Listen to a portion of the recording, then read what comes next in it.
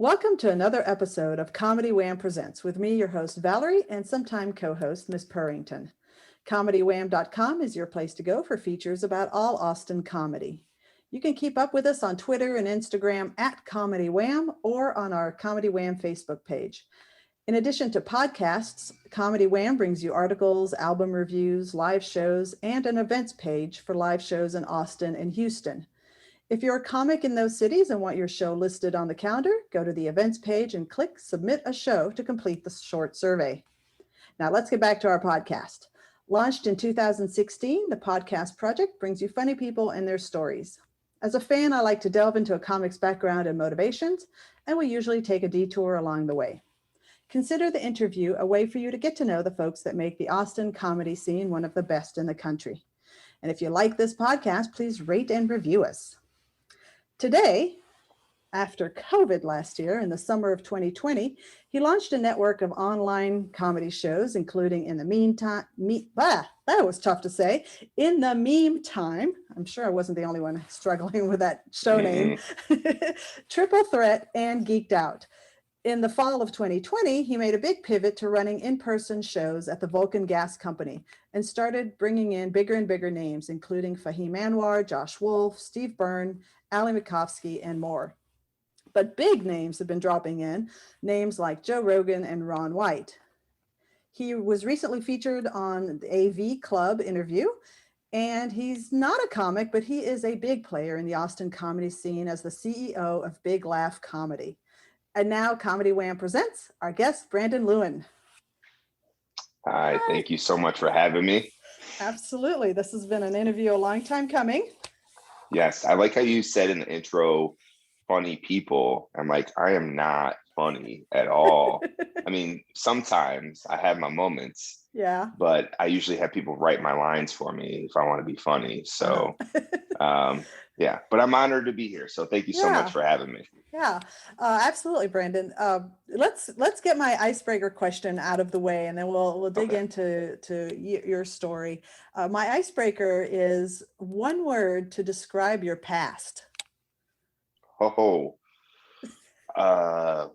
word. I'd say persistence. Like, I am persistent as hell. Like, I talked to somebody last night, and he was like, man, we were just talking. It was a friend's birthday party. And I said, I'm very persistent. He's like, that is an understatement, Brandon. He's like, if I had to close a deal, he's like, I would hire you, give you $10,000 in cash to go close the deal. He's like, that's how persistent you are. I was like, yeah. So, yeah, but I can it works in my favor for most of the time. Sometimes it doesn't, but 9 out of 10 times it does. So that's how I would call my past is, I've had a lot of ups and downs, but I've always been persistent in my path and what I wanted to do. So I think that's the word I would stick with that right now, at least. No, it's one of my favorite words. I'd like to think that I share that in common with you as well. I'm bullheaded like all get out. Hey, it's a good trait to have. If you got a goal, you're focused on something and you want to do it, like, you have to be persistent if you want to get to it. So yeah. Now, even though you're not a comic per se, I do want to ask a similar question that I would ask any of my comic guests is, what role did comedy have in your life growing up? It was a huge role in my life. My dad's side of the family was always, actually both sides of my family. Like, I had my uncle on my mom's side of the family he was like the fun party guy, always had the jokes. It was always dirty jokes too. And even when I was like 7 or 8 years old, he would tell me these jokes and I had no idea what he was talking about, but I would laugh. And, my other uncle, who's my dad's oldest brother, we had this whole thing that it went back when I was like 4 or 5, that he would put me on his lap and pretend I was, a puppet, and he would move his hand behind my head and I would open my mouth and he would talk, and we would do it in front of a crowd, our family at like a party or whatever gathering, and just stuff like that. And it was always a part of my dad would drive me to school when I was in like 6th or 7th grade, and we would listen to Bobby Slayton on a CD or tape. I forgot what it was back then, but one of those non-existent materials that we don't use anymore. And then also Andrew Dice Clay was a big one. Eddie Murphy was by far my favorite growing up. Someone I just looked up to, watched all his movies. I watched his stand-up specials that I probably shouldn't have watched at the time, but it was a huge part of it. And my whole life, so I grew up with 4 siblings, and I had 3 brothers and a sister, and I am the second to the youngest out of all of them. And so I got to see, and they were always jokesters. Actually, they were more like ball busters. I don't know if am I allowed to swear on this? Yes, absolutely. Okay, great. So they were roasters, right? Like, I guess you call them now roasters. Back then it was, just like ball busting, but Yeah. that's like, I have very thick skin from that stuff. And so, and even my dad was like that too. And then I remember one of the things in the car rides sometimes with my dad, he would say, I'd make a joke and it would be funny. He's like, here's a quarter, take the bus home. If you tell a bad joke, you gotta find a different way home. So we learned very quickly that either you were funny or you passed on it, or you tried harder. And sometimes I had to take the bus home, but it was okay. It was a learning experience, as a 10-year-old riding the bus by myself. No, I'm just joking. I didn't do that. Wow. But, okay. I mean, all right. So my dad put me through a lot of stuff, not like bad things, but a lot of like learning experiences. Probably like now people would look back on it and be like, that's not really that good, but it molded me and gave me a lot of character. I mean, when I was 13, he made me work for an entire summer because I wasn't doing anything during that summertime. So I would truck back and forth from a suburb to the suburbs of Chicago to the city. It took about 45 minutes. I would take a train, a bus. I would walk a couple miles, and I would do this for the entire summer at 13 with like no supervision whatsoever. And I think the only form of communication I had was a pager at the time. So like, things like that my dad put me through, but that like molded me into the hardworking ethics and hardworking, DNA that I have today. And so it was good. But yeah, so comedy was a big part of my life. And I always say now with what we're doing, Big Laugh Comedy, is that I wish somebody told me when I was younger that I could actually do that as like a profession. Because I probably would have, like when I was younger, I was into 2 things. 3 things, but I was into mostly sports and comedy. And then girls obviously fell into that as well eventually. But it was mostly comedy and sports. And it was 2 things I really enjoyed. But I always wanted to be a basketball player. And people, told me, oh yeah, if you work hard, this and that. What they didn't tell you is that like you really have to work really hard when you're only like 6 feet tall and you're not the most super athletic person in the world. So it was someone who would have told me about that, the comedy side, because maybe I would have went down that path. But again, it's all those things where this molded me into who I am today, and I would never change anything that's ever happened. And it's just now that I look back on it, I'm like, man, this is why I want to do stuff with Big Laugh Comedy to also include kids. So we can bring and show kids, because my daughter who's 10 years old and even my son who's 7, they want to come see comedy shows, but not a lot of the acts are very kid friendly, right? And so there's certain comedians that we follow together, like Preacher Lawson is a great example. He is completely clean and probably the only clean one of my favorite clean comics, I should say. There's a lot of clean comics out there actually nowadays, but just people like that. So it's just fun and letting kids know. I even, when I first got into comedy, doing stuff with Big Laugh Comedy, I went to my kids' school because they go to a STEM school. So it's a different curriculum, and they really preach creativity and problem solving and engineering and mathematics. That's kind of what the STEM stands for. But they ask for parents who have a creative business to come there and talk to them. And so they can see those kind of professions that they could grow into if they want to. And I told them that I was doing stand-up, because this is when I actually first started doing stand-up about 5 years ago.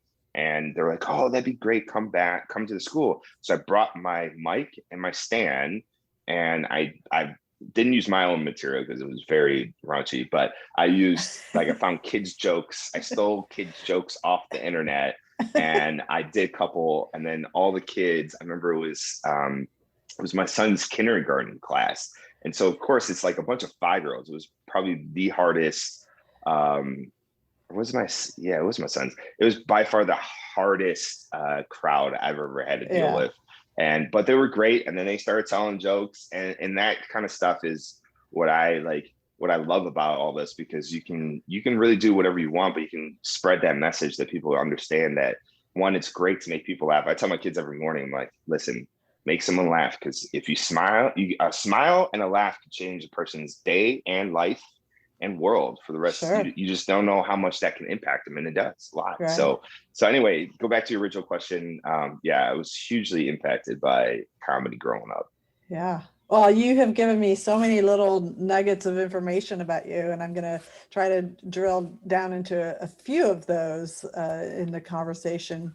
One is, I think maybe a year and a half or 2 years ago, you and I spent some time getting to know one another. We just, you were starting to dip your toes into less so the stand-up world, but more of the comedy production world, and you wanted to know what Comedy Wham did. And maybe it came up at the time, but I was in doing my research for today's talk. I forgot that you were from Chicago, and I spent 10 years there. My son was born there, so I know what that environment is like. And I for people that were raised in Texas or any rural-esque part of the country, seeing kids riding the L or the buses is not an unusual sight, and it totally gives you a tough skin to be able to know navigation, self-preservation and protection, and just I wouldn't put my kid through it, which is why I moved us away. But no, I totally see I'm not going to say the benefit, because I think that just petrified me, the thought that I would send my kid on the L at some point in his childhood. But I saw people doing it. So you definitely built the tough skin from that, and from being raised with multiple siblings like that. Because my dad came from a large family, and that's exactly what I saw at family gatherings, is all of the siblings busting each other's balls, and it was hilarious. It was absolutely hilarious to watch. You decided to pursue a career in marketing when you finished school. What was your decision-making process to pursue that as a career? What interested you about that? So it's funny, when I go back then, I actually never finished school. I went to college for a couple of years, and then school was just never my thing. Like I love learning. Like I love learning, but what I don't like is people tell me what to do. And so having to be told what I need to learn or when I need to do stuff is just not in my DNA. So I realized that in college. I also spent a lot of time having a good time in college too. So there was that as well. But through that experience, what I realized is what I was good at was with people. I was good with people.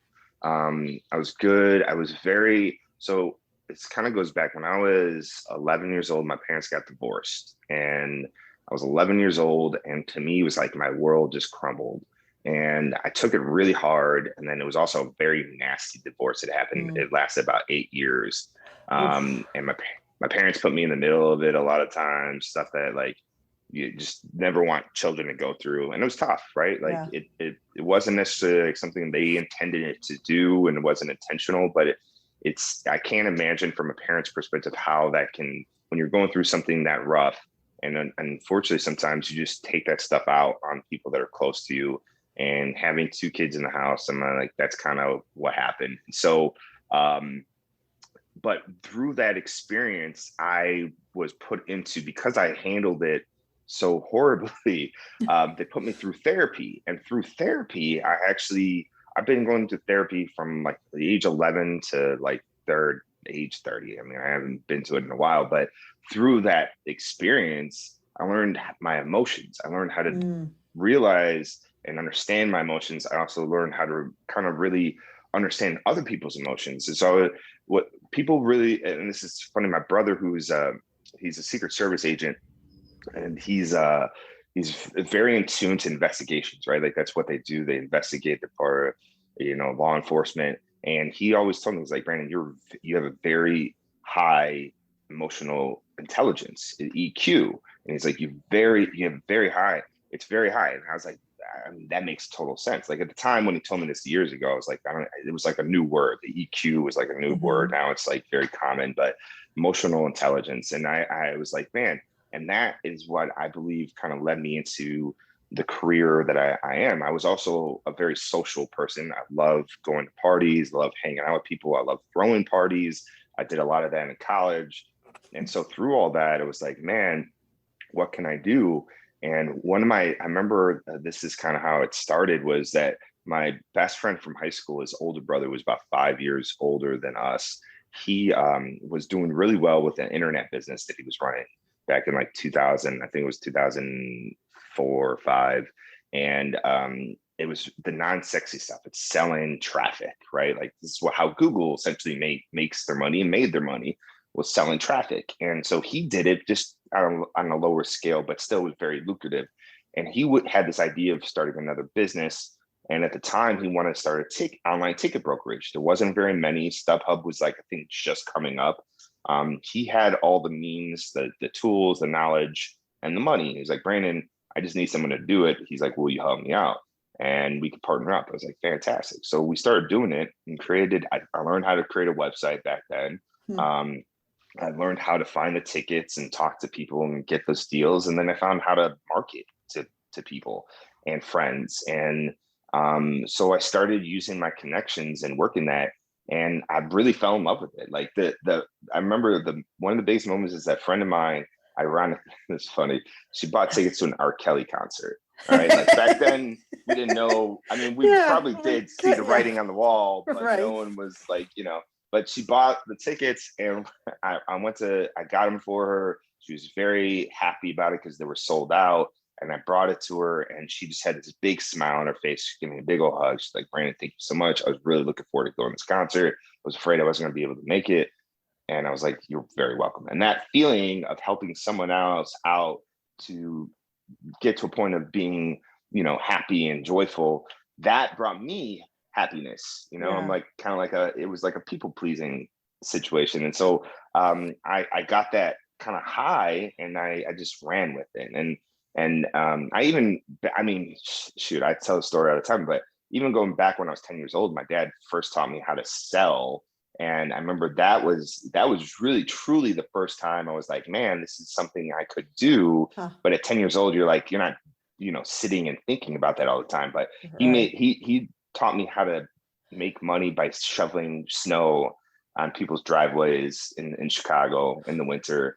And I made like a couple $100 with a friend of mine, and I made enough money to like buy a pair of Jordans. Is really what my motivation was behind that. But that too was the experience I had was the first time I remember I looked at my friend, and we were going to go knock on the first person's door, and he was petrified. I was petrified, but somebody had to do it, like, right. And then so I basically was just like, I'm going to do it. I go up to the door, I knock on it. It was an older woman, and she was like very nice. And we knew her because she was a neighbor in the neighborhood. And she was like, course, here's $5 to the driveway. We did it. She was very thankful. We also helped a woman who normally wouldn't have help to do it for her, so she could get from her house into her car, go wherever she needs to go, and come back and not have to worry about slipping on the ice or walking through snow or shoveling all that stuff.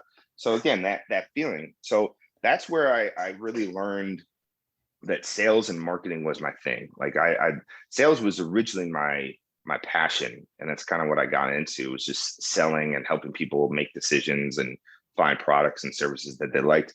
but it quickly morphed into marketing, because marketing's, really how do you draw people in, and that part of it, I really started to, I taught myself essentially how to do marketing. And in the years of like between 2006 and 2008, I spent a lot of time, and I still did after that too, but spent a lot of time just learning the tricks of the trade, psychology, like all that stuff. And even back then, they were always talking about how video was going to be a big part of marketing. And I was always a big component of doing that. When I started my first marketing agency, it was a social media marketing agency, actually back in 2008, and we helped small businesses. And one of the big pieces that I used is I created videos and I put them on our website to help people to talk to them and let them kind of know who I was and who we were and what we stood for, and just explain things. And that helped a ton. I remember a lot of times when we had clients, before we even got a chance to meet in person, they're like, Brandon, I feel like I already know you because I would watch these videos. And I was like a little bit ahead of the time. And it was great. I mean, I loved it. So marketing was something that I fell in love with. And I was never like a superstar in marketing. I never made like a shit ton of money or had a super successful business. But again, like life is funny because it leads you down different paths, and you're supposed to, I always believe like, things happen for a reason. And I believe that kind of led me into where we are today, because without that, I wouldn't be in the position I am now to be running Big Laugh Comedy and helping people laugh and bring some joy to their lives, Right. When and what brought you to Austin? Because at this point, I'm assuming all of this is happening in the Chicagoland area. So what brought you, and when did that happen? I lived 32 years in Chicago, and born and raised, loved that place. Went to college there, met my wife there, had my first 2 kids there. And it means so much to me being from Chicago, but at the same time, throughout my life, I've always tried to kind of get away from the city. There was a time where when Bush declared war and we were going in Afghanistan, when everything was going there, I was actually trying to get into the military. I was trying to get in the Marines, but I was actually on probation. And so I, as a youngster, I got into some trouble, and the court wouldn't allow me to do it. Or I might have just not tried hard enough, because I'm sure they probably would have really let me if they wanted to, but I just didn't try hard enough. I remember I asked the judge one time and they just wouldn't let me do it. So, but I was trying to do that. And then also, and that's a whole nother story. I know I brought him, like I said, probation, and then I just left and like ran a different direction. And there's gonna be, I could just think of everyone's going through their head like, oh, what did this guy do? Oh my God. It was stupid stuff, stupid kid stuff, when I was younger. And and that's a whole nother conversation. But I tried doing that. I also had my sister lived in Boston for like 15 years, and I used to go out there and visit her. I also had a girlfriend in high school / college that she went to school out in Massachusetts, and so I would always visit Boston quite often. And I loved the city, and I always wanted to move there. I thought it'd be great. I tried to do that, but it just never worked out. So fast forward, I met my wife. We had my daughter and my son. My son, I think, was like a year or year and a half, and we used to take family summer trips down or winter trips down to Roatan, Honduras, because we have family friends that run a real estate company down there, and they have houses for rent, and we usually would go down there and stay, pretty inexpensively. So my mother-in-law would bring us down there, and we would hang out. And I was, at that time, I had got fired from my last job. I worked for myself for a number of years. And then I decided when I met my wife that I was going to kind of pull back and not work as much, and I would work for agencies. And so I sold part of my company to this agency and worked for them for a little bit. But then I started jumping around because I realized Like I was a horrible employee. Once you work for yourself, it's really hard to work for someone else. Yeah. And so that's kind of what I was trying to do. And I just bounced around from different places. And so when my last agency that I worked at, I got fired, and I was halfway out the door anyways. I was already bringing on clients and doing stuff kind of on the side. And so I was like 5 months into working for myself, and I was doing pretty well. I had like clients all over the country. We were down in Honduras. I was using, at the time they had dial-up internet. I was using that to hold calls and do work for clients down there. And it worked out well, but something clicked. I remember we were about to come back to Chicago, and it was like January, the beginning of January, and there was a snowstorm, a blizzard just hit. And my daughter was like 3 or 4 at the time, and 4, and she looked at the TV. She's like, I don't want to go back to the snow. I want to wear sandals all the time. And it just clicked in my head that, like, man, if we wanted to, we really could move anywhere, because my job doesn't rely on me just being in Chicago. I work with clients all across the United States. I was like, we can go anywhere. Yeah. So I posed that to I brought that stuff to my attention, to my wife, and I started having a conversation with her. And Jasmine's been, I mean, talk about a blessing in disguise. She has been the most supportive person in my entire life. Like, no matter what, she is always behind me 110%. And she will do whatever she needs to do to make sure that what we're doing is the right thing. And so she said, her eyes sparked up. She's like, oh my, because she's originally from Miami. So she lived 9 winters in Chicago, and she was pretty much done with that. She was ready to get out of there. And so when I posed that, she was like, yes. And then we started looking in different places. We looked in Florida. She's like, she's from Florida, but she's like, I'll never move back to Florida. So she's like, that's a no. Then we looked at California and LA. And as much as I love that place, it was just the cost of living was too high. And we both had friends that lived here in Austin. My best friend from high school, who actually his brother who helped me start as an entrepreneur, he was living here. And so I had visited him a few times. And this was, 8 years ago. He had come down here quite a bit because of South by Southwest. He was in the music industry. So he knew this place really well. And he moved down here, and he was here for like 4 or 5 years. And I used to come and visit him, and I fell in love with it. Like the food, the atmosphere, the growth. Yeah. It was a great place to raise family. And so I proposed that to my wife, and she was like, she was pregnant at the time too. Like all this, we decided to move when we had 2 young kids. We were pregnant. She was pregnant with our third. All of our support system was 90% of our support system was in Chicago. And we're like, hey, let's move away from all of that and go to a place that we only know 2 people at. Yeah. And really my thing, so I brought this up to my wife. And the reason I decided I wanted to move was actually because from a business and an entrepreneur perspective and just personal growth, like the best way, and I've always heard this from people, is the best way to grow is take yourself out of your comfort zone. And I was like, what better way to take yourself out of a comfort zone than to move to a new city that you barely know anybody, you have a new child on the way, and you have no support system down there. I'm like, talk about really being able to grow. Yeah. Yeah. So, and that's what I did. That was my goal for all this. For my wife, it was to provide her a place where there was warmth, great cost of living, a good school system for our children to grow up and learn from. And so she fell in love with the area because of that.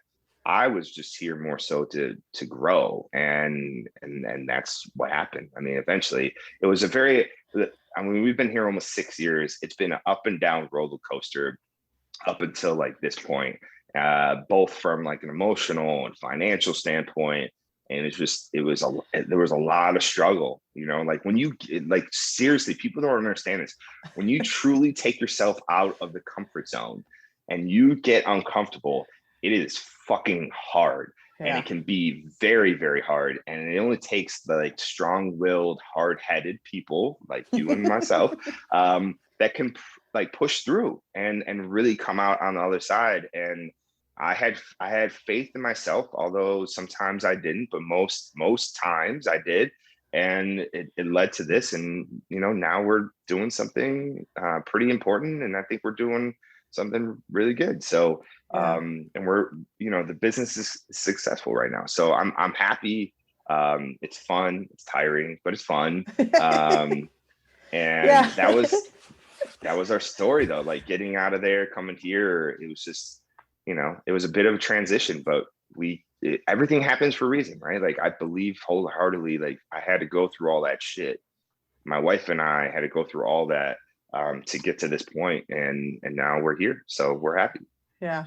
Yeah. So much resonates. I mean, I was there 10 years and I had been raised in Texas. So Mm, those winters, I can totally relate to Jasmine. I was tired of the concrete jungle. I lived in Beverly and I was just exhausted of the commute, the early morning commute on the train yeah, with all these strangers and walking through the concrete jungle. And I just wanted to see hills and stars. green and stars and not get pushed around and yeah, I was definitely done with Yeah, it.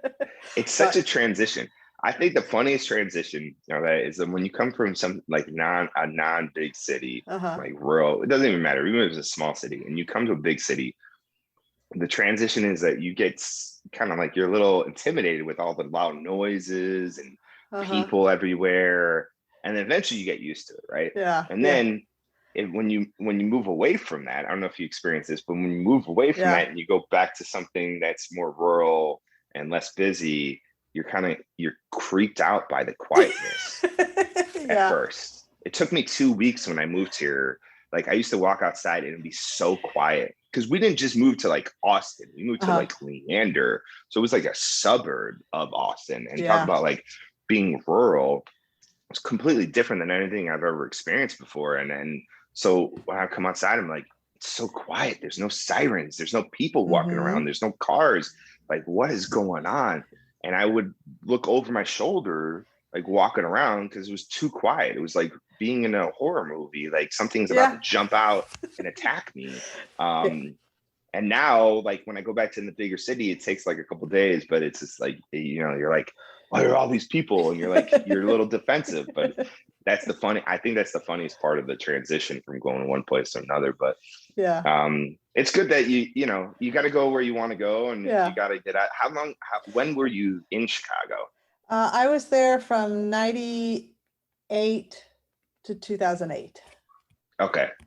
So So that was 2008, so you just missed those polar vortex winters in Oh, but Chicago. but I was there in the 99 winter, that's always my big story that I go to. It was my first winter there. I was raised on electric, and up there it's gas and electric, but my gas heater went out. Had no idea what a pilot light was, and it was New Year's Eve. Everything is closed. I was living at North End Clybourne. Uh-huh. And at the time, the only thing open, of course, was the liquor store across the road. Of course. Took me an hour to walk through waist high snow, my first time to ever have to do that, to go buy a set of matches and then be scared to death about turning on my heater, my furnace. So no, I may have missed that one, but I got the 99 one Yeah, it's funny yeah, that you mentioned the 98. 99 one. That's the winter that I learned how to shovel snow from people and made a couple Oh, $100 from it. yeah. Oh, that was just, oh, it was so terrible. And then, yeah, Yeah. oh, I do It not was, miss yeah, that. some of those winters can be really rough. I mean, that's what kind of like sparked our thoughts, was that we had those two winters right before we moved. There was the polar vortex, and Uh-huh. a couple times my wife was actually out of town, but we had, my daughter was like 2 at the first one, or 3, and you can't take the kids out. It was, Mm-mm. they went out for like a couple weeks. You have to leave your thought, like people when when Texas with the storm hit here this past winter, and everyone's like, put your faucet on. And I was like, oh, it's not that big of a deal. And then when it started getting a little bit colder, I was like, okay, maybe we might want to do that. But there it was, Chicago was negative 15 degrees. And that was Yeah. before the windshield. With the windshield, it was negative 40 degrees. Yeah. And so like you literally could not step outside with any bare Mhm. skin, because it would just like, you would get frostbitten, like your nose could get frostbitten. That's how cold it was. Yeah. And so it was just, it's brutal. So when you go through things like that, the other thing I didn't realize is that when you move away from like a place like Chicago or like Seattle or something along those lines, where it can be gloomy for a long period of time, Mhm. like Chicago, it being overcast is something you don't realize for a while. But when I moved to Texas, that was one thing I noticed. We moved in the middle of August, and although it was hotter than all hell, Yeah. and I wasn't used to that, it was the sun, just having sun for like 90% of the year is Right. incredible. Like even if it's 50 degrees, the sun is still out and shining, and just to have all that vitamin D truly changes your personality. Like you're such a happier person. Yeah. And I was like, no wonder that like some people in certain parts of the country are just unhappy people. You know, they don't get sun. They don't get Right. to come out and see the sunlight and experience that. So that was a big part of it too. Yeah. Um, yeah. So All right. Well, Texas has been great, man. yes, I've been happy. And at the time, I was bringing my then husband, who was born and raised. So I feel like Oh, you and Jasmine had a parallel to my experience, where I'm dragging away. Well, for him, it was dragging him away from, being born and raised in Chicago to down here. But I remember observing some of the similar things about because we settled in Dripping Springs. And so he was doing that adjustment of, oh my gosh, I can see stars. Oh my gosh, it's too quiet. Oh my gosh, I hear, the wildlife yeah. nearby. Anyway, let's get back on track a little bit here. Sure. You launched a video. How do I say it? You launched this online comedy show thing, and it rose to prominence for me partly because Richard, my behind the scenes comedy wham guru, was involved with it, but also because it was happening. It was necessitated by the fact that there was no live comedy happening after March of 2020. And you were bringing something to audiences. And I know there were more than the shows that I listed in the introduction, but you were bringing entertainment to people. Obviously, you were well versed with video, and what was the spark of the idea to launch this? Because what I don't remember is, were you starting to produce shows, in-person shows, at that point when COVID happened? Yeah, before COVID, I had already about 3 years of experience underneath my belt. I started comedy in Austin. I started doing stand-up actually in Austin about 5 years ago. About a year into moving here, I had a, kind of like an old soul, but I had a realization that like you only live life once, and like you should follow your passions and what you want to do, like because you don't want to die and be like, shit, I should have tried this and regret that. So comedy was, like I said, always a big part of my life, and I was like, screw it, I'm gonna give it a shot. And so I really started studying, and I started doing stand-up. And through stand-up, I kind of experienced the Austin comedy community, and being also an entrepreneur and just kind of go-getter, I was like, I took some things and took matters in my own hands, where I had an open mic at Buffalo Billiards for about 6 months. I met some comedians through that. And then through that, like I had a lot of friends in Leander who wanted to see me do stand-up, and they were very like supportive and loved everything I was doing. But they didn't want to have to drive into the city every, week essentially. And a lot of times when I was doing shows, I was only on an open mic. And I didn't really understand the game quite back then. Like I was, I'm very impatient, and and so I was like, I want to be on shows, and I also thought I was better than I was, and I was not very good. And so I was like, no wonder people aren't putting me on shows. I suck. But You know, that in my head, I was like, I just need a real audience instead of Yeah. doing comedy in front of, you know, 5 other comedians, Yeah. and see how the material is, so I could really get a good understanding of whether it's good or not. So I started producing my own shows, and I did my first one up in Cedar Park at a brewery, and we sold, and I took my marketing skills and I sold tickets, and they weren't cheap tickets, but I talked to my friend Dan French, who's a longtime comedian who's originally from Austin, and he helped me out a lot, kind of navigating through comedy. Also, like, helped me out with like producing a little bit, understanding like bring in higher quality headliners to really dictate and allow the ticket prices to be a certain price point.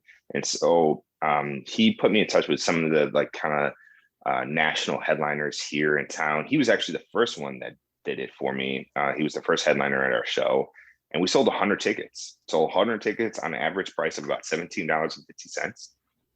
So we made pretty good money. I put out about a couple $100 in advertisements and marketing for Facebook, and you know, about a fourth of the people that showed up were actually my friends.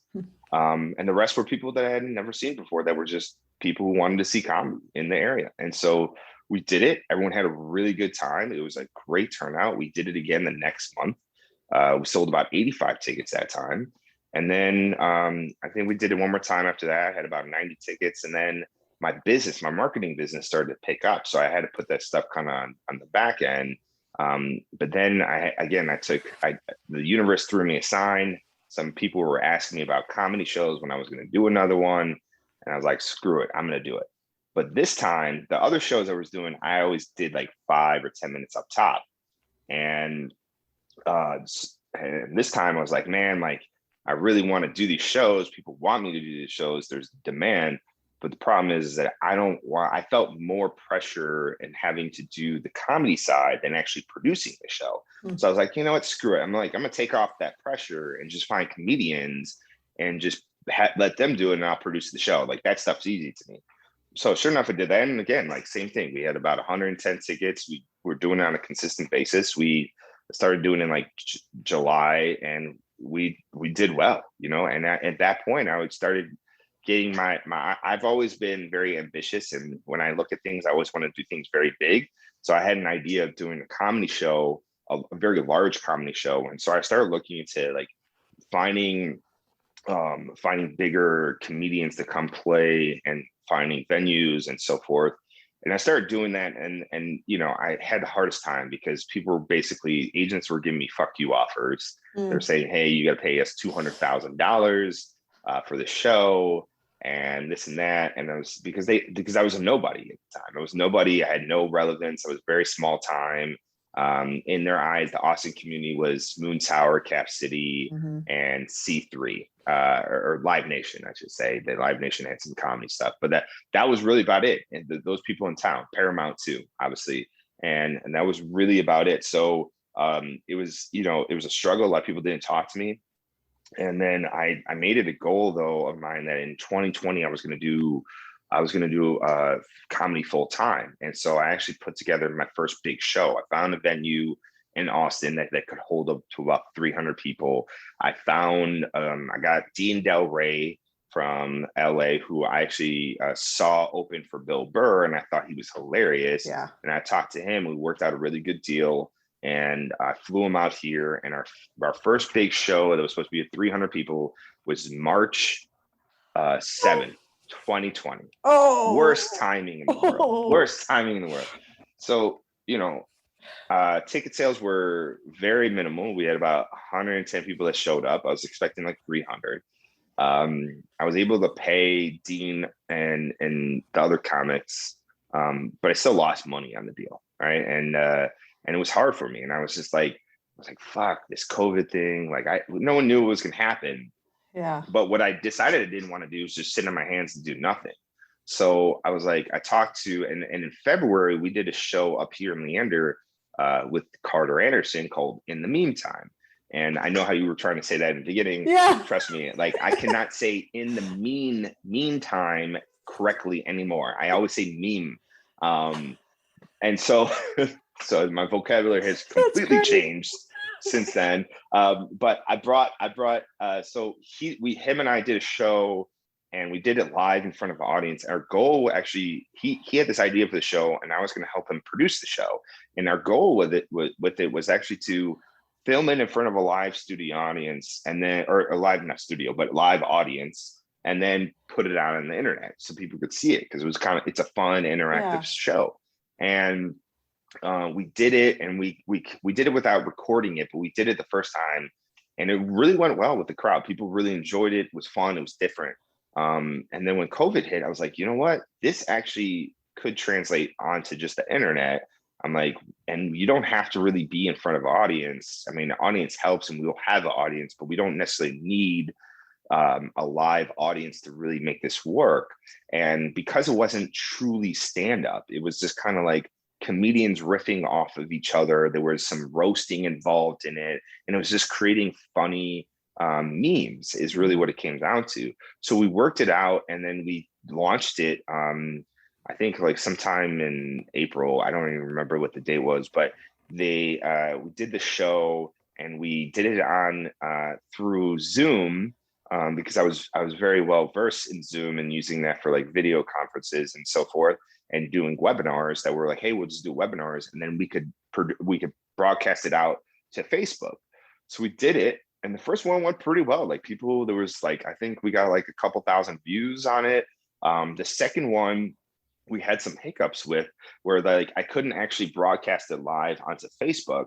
So in order to do this correctly, I actually kind of like rigged it MacGyver style, and I had my phone broadcasting onto my screen of my computer, and my phone was streaming live on Facebook, so everyone could see what was going on, but through my phone onto the screen. It was so odd, but again, it worked.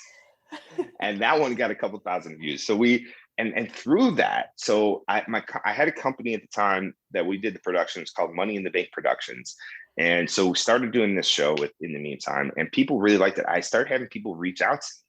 And again, the goal was always two things with this, was that one, we wanted to provide an outlet for comedians who obviously weren't able to go out there and do live comedy anymore. But I didn't want to do live comedy through Zoom or stand up, because I just didn't resonate. So I was finding ways that we can kind of supplement that mixture, or find a solution to this. And then also the goal was to bring people who obviously during this tough time, bring people laughter and joy, and something that's entertaining that they normally would do in person, but they couldn't do.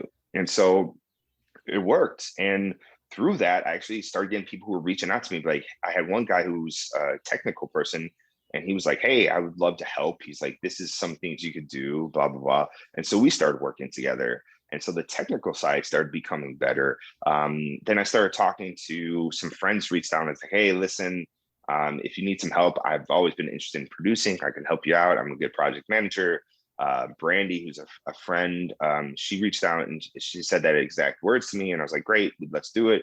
And then my other friend, who's Ed, who's a programmer by trade, he was like, hey, I could help out with this side. So he brought him in. And then I talked to my friend Eric, that I had known forever, who lives in Milwaukee. And he's a branding design guy. And so him and I were just talking, and he was like, I told him my whole idea and what we were going to do. And he's like, I'm in. And so he helped start designing the layouts of everything.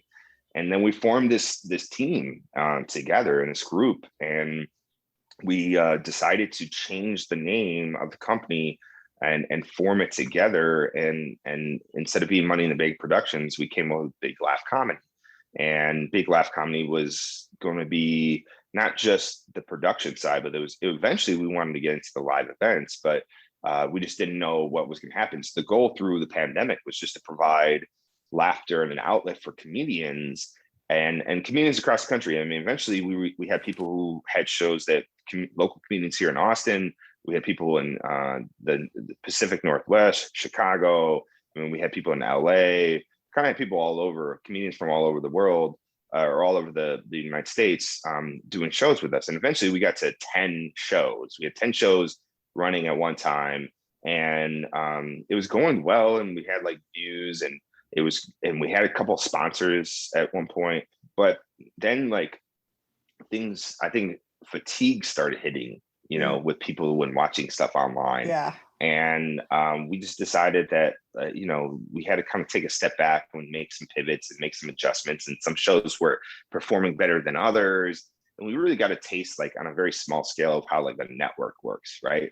Like, networks put out shows, they put out pilots, they expect it to do well. If it doesn't do well, they cut them. And it's kind of the experience we were getting, is that we were going to have to cut some shows or make adjustments and so forth. And so we did that. And but during that period, I decided, during the pandemic, again, being the crazy fucking guy that I am, I was like, I have some money saved up. I'm like, we can, survive off this for a certain period of time. I'm like, I'm going to go into this full time. Like, my goal in 2020 was to do comedy full time. I'm like, let's do it. And so we did it. And, it was a little bit of a struggle. Like I was collecting unemployment for a little bit, and I had some other avenues because I wasn't making any money from it. But eventually, when things started to open up, the events came back, and I wanted to do events. I saw people doing it. I was like, oh man, I want to get back out there. I saw people doing these drive-in shows.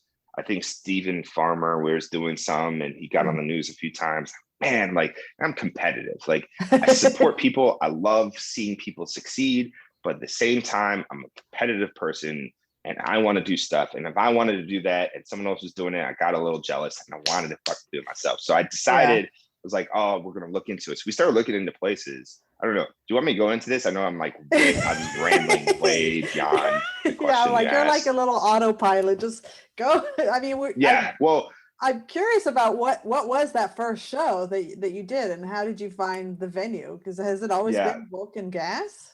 It has always been that. Okay. Yeah. So to answer your question, I am like on autopilot, because I don't, like, I normally on the other side of this, where I'm talking to other people and I let them talk. And so very little do people ask me questions about myself. And so when I get that chance to do that, I'm always like, here's everything. It all like, comes out. Enjoy. Yes. I'm like, I need to get off my chest. Like, maybe I should just go back to therapy. Like, maybe that's really what I need. Like, just an outlet so I could pay someone to listen to me talk for like an hour every 2 weeks or something like that. So, but yeah, so to answer your question, during that period, I was looking into it, and Ed and I and the whole team, we started looking into like different places, how we could do things. And we were getting creative, and we looked at actually some venues up here in Leander that had some options to do like a drive-in show.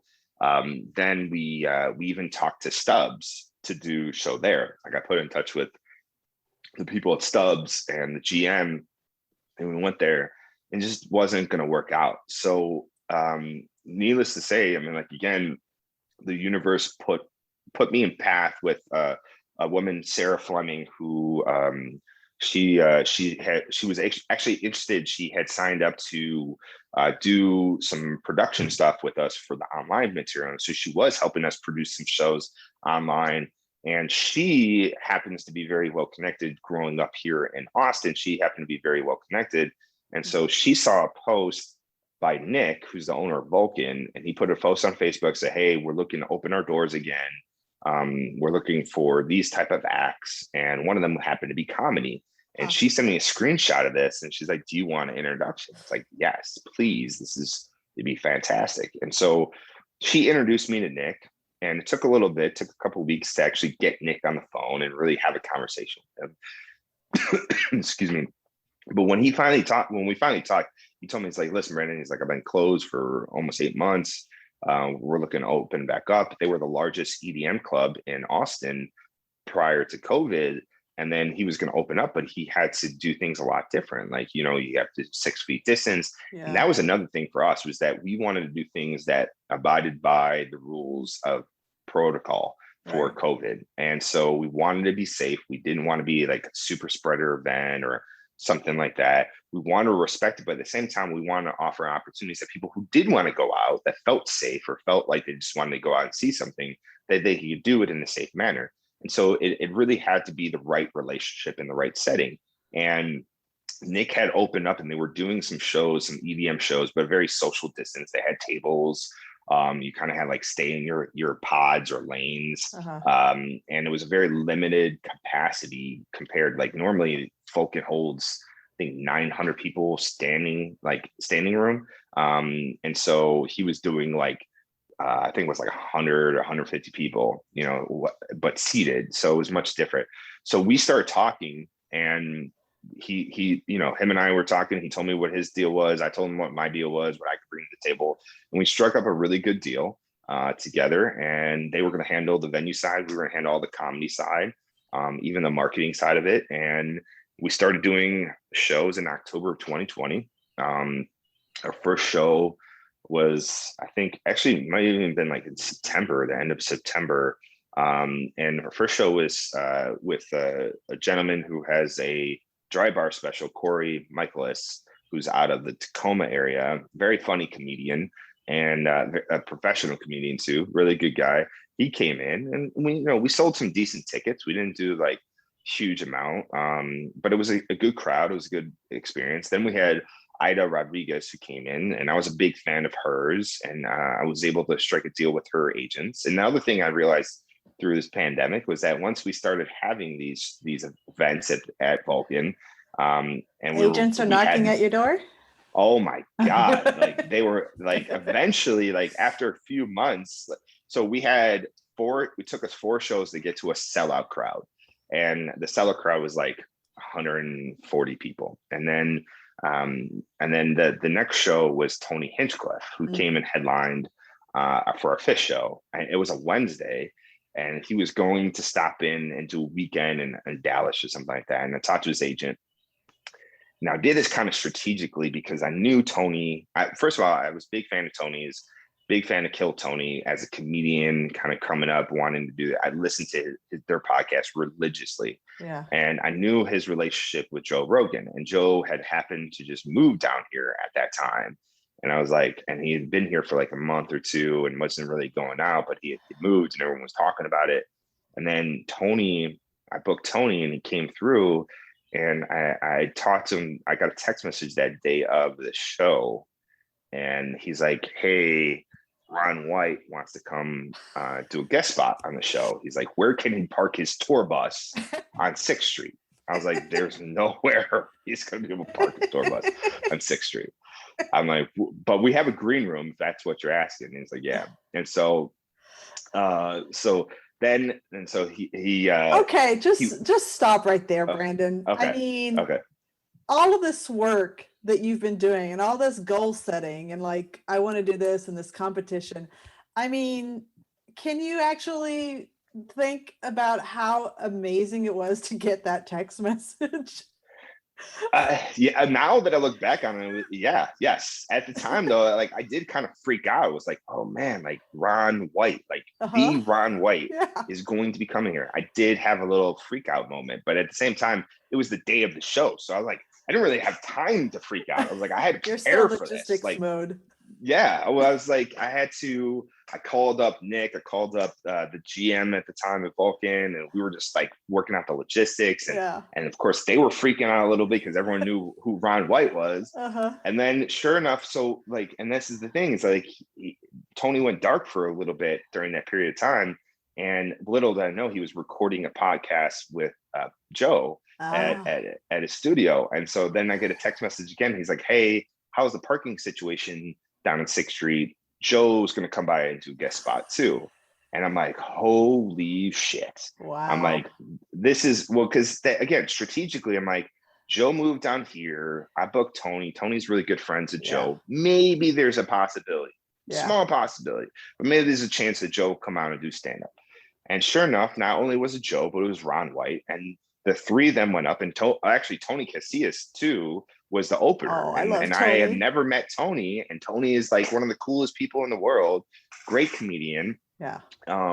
Really well-liked guy. And they had all 4 of them went up in the show. And it was incredible. It was a sold-out show. No one knew that Joe and Ron were going to be there. Ron hadn't done stand-up in 8 months since before COVID. Joe hadn't done stand-up since he moved to Austin. So it was both like first times for doing this.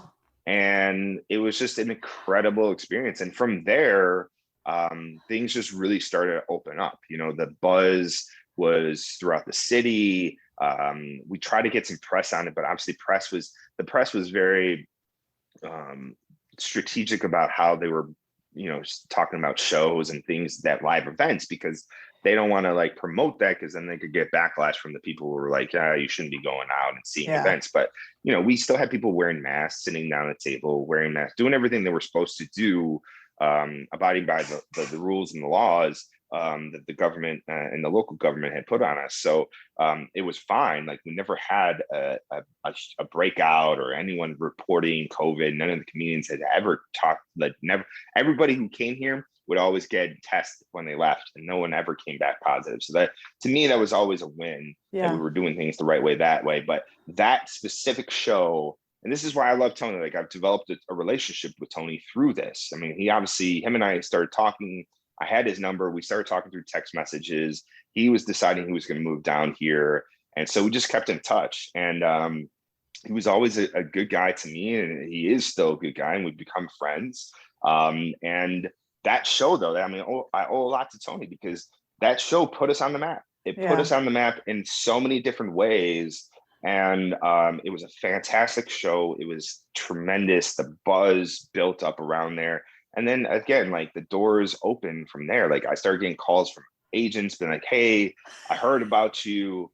What's your name? And the funniest thing I ever had happen to me was this one guy from this agency who I talked to prior to COVID, who basically like just closed the door. I mean, he was like, nah, we're not going to work with you because we work with Paramount and blah, blah, blah. And then he like hit me up with an email and was like, hey, I've heard a lot of good things about you. Let's jump on the phone and get to know each other.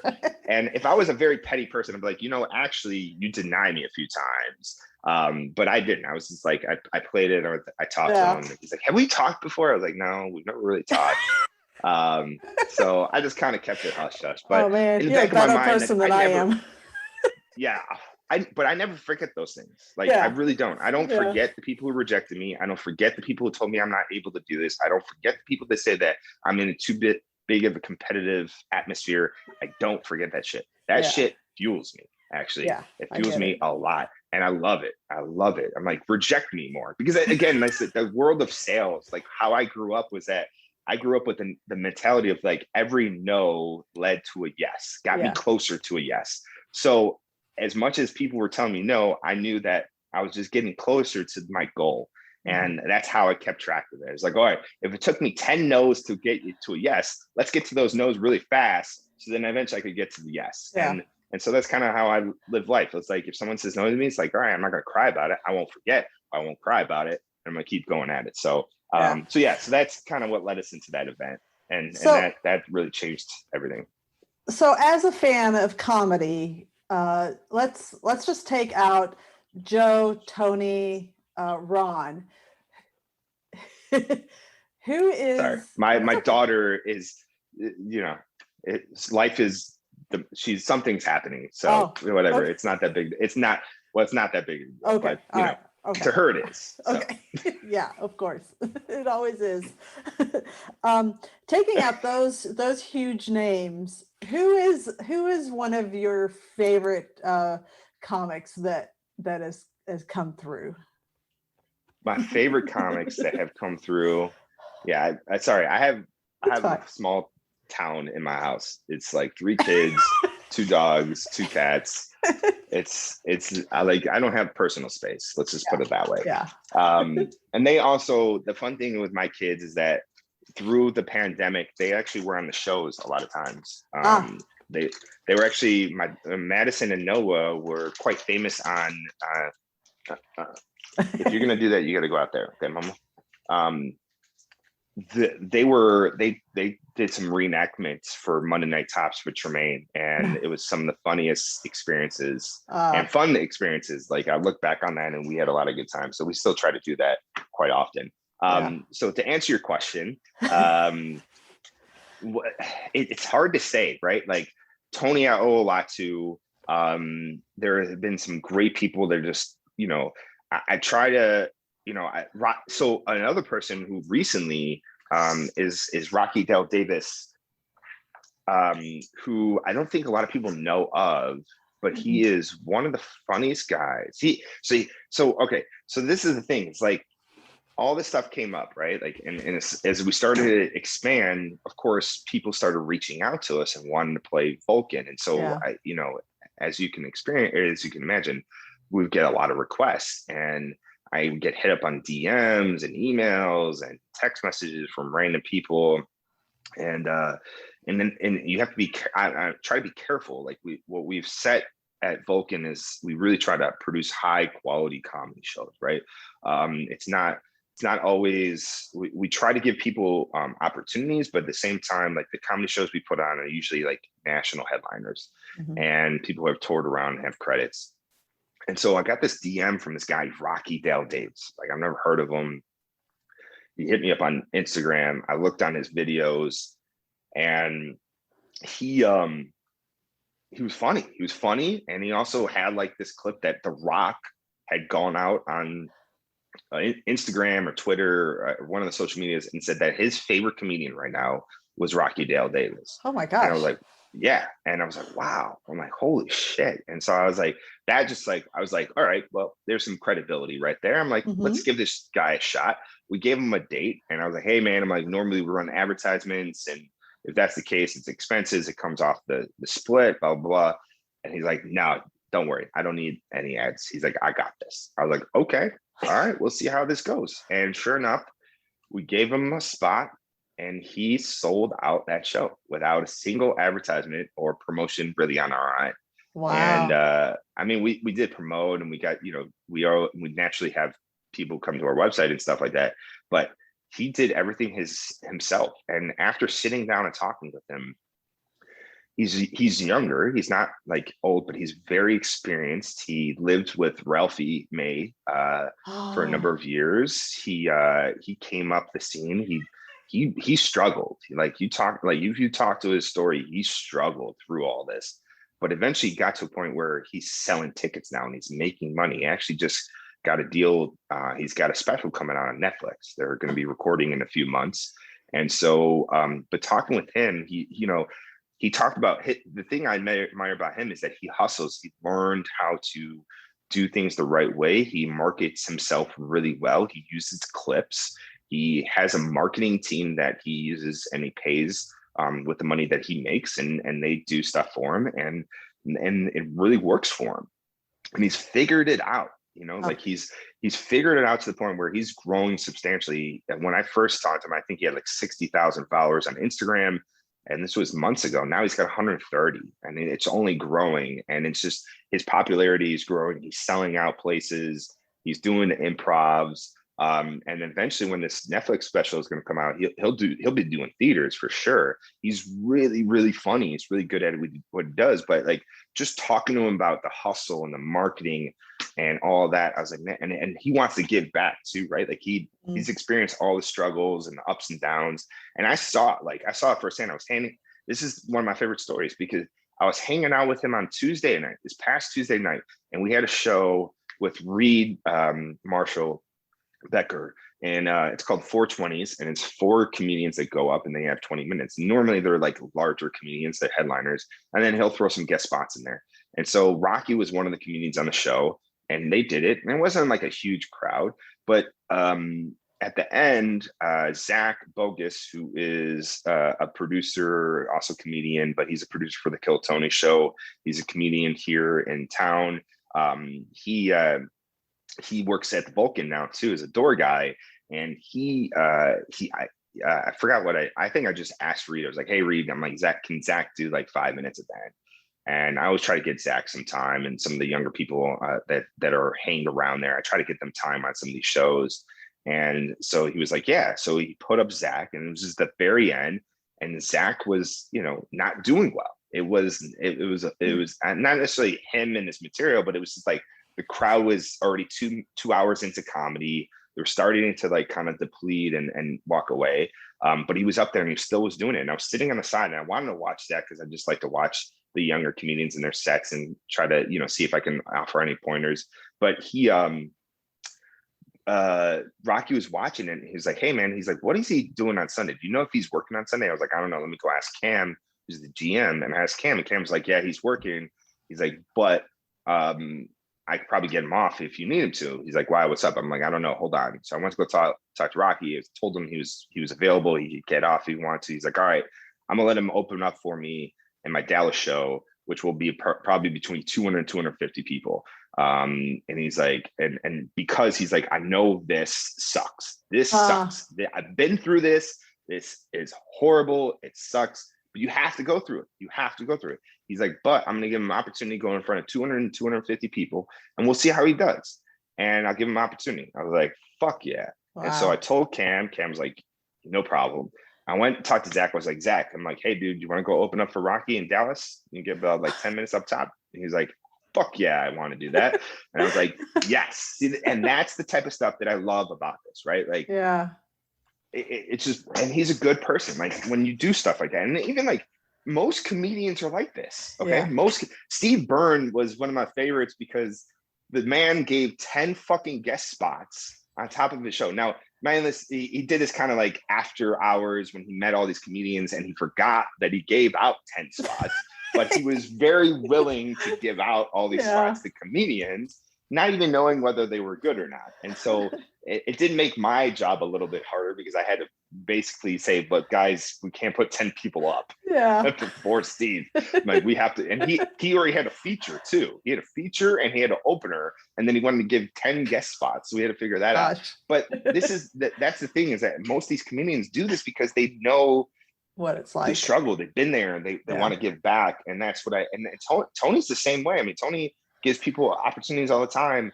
And I think, but Rocky has been one of those relationships. Tony's been one of those relationships. And a lot of comedians that come through, most of the times we connect and we just click, and we're willing to help each other out. And it's been really great. Like, it's not like I always tell the comedians when they come through, like, what we're doing here is to make this really comedian friendly, right? Like, we want good deals for them so they get paid graciously and the amount of money they should be getting paid.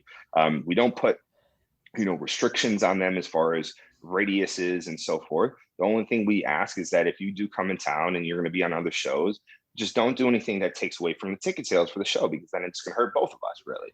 And so it doesn't make any sense. But beyond that, everything else is butter. Like we want to take care of the comedians. Like, I think we pay pretty well for compared to other comedy clubs across the country. And, we do that because comedians should be taken care of. They're doing a lot of the work. They're predominantly the people who are doing all this stuff, and they're bringing the crowds, they're bringing the jokes. So anyway, I don't know if that necessarily answered your question, but there's been, I would say Tony, Rocky Dale Davis, and a few others have been really some strong connections that I've made through these experiences. But there's been so many too that's just been, like, Ali Makovsky too. Like, she's fantastic. She's one of my favorites. She's so good. She is so freaking good. And one of my favorite moments was that I talked about our fourth show. We did our fourth show. It's Craig on it. And Craig, I had been a big fan of him and his stand-up and his stories that he has on the internet. And he was like, hey, I'm going to have Ali Makovsky come feature. And I knew of Ali because when I listened to Kill Tony, she was a regular on there. Right. And I always remember her voice was very distinctive, and I always remembered it. And she was very funny. And so I was like, oh, that's awesome. That's great. So she came, she featured for him. And before she even featured, I was like, hey, you know what? I'm like, I asked her agent, I'm like, would she be willing to come back in like a month and headline a night here? And he's like, absolutely. And so we had worked out that deal. And so she came, she featured, and then we let everyone know that she was coming back in a month to headline. And when she came back to headline, she sold out. She sold out that entire show. Amazing. Like, she's not very big, but she has such a strong fan base, especially here in Austin, that they came out. And I remember when she got up on that stage, people were cheering her name. They're like, LA. And it was one of the coolest things because she's still younger. Like, in her comedy career, she's still younger. And so it was just so cool to see that. And she even came back and headlined another weekend, or just a night actually, here about a month or 6 weeks ago or so. And same thing, she sold out. And she came up to me, she's like, Brandon, she's like, I don't know what it is about this place. She's like, but I always have the best sets here. And like just being able to talk and see her growth and what she's going through and all these other comedians, that's what I really love. So it's hard to say one. It's like kind of like having a child, like having Right. multiple children and being like, which one's my favorite? I don't really have a favorite. I have different experiences and different relationships with everybody, but there are some very memorable moments I'm having with some of these people that have been fantastic. And it's just, Yeah. it's a fun ride, you know? Yeah. Okay. Sorry. You got your Get my fix in. I yeah. hope you got your fix in. I have to do this. I have to talk about the controversy as well. And Okay.